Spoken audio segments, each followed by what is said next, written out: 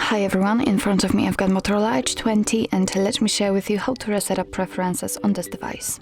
So first of all, let's enter the settings and now let's scroll down to the very bottom and tap on system.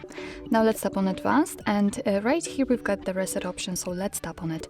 On the second position we've got the option we're looking for, so just tap on it and here your device is informing you that it will reset all preferences for disabled apps, disabled app notifications, default applications for actions, background data restrictions for apps and any permission restrictions.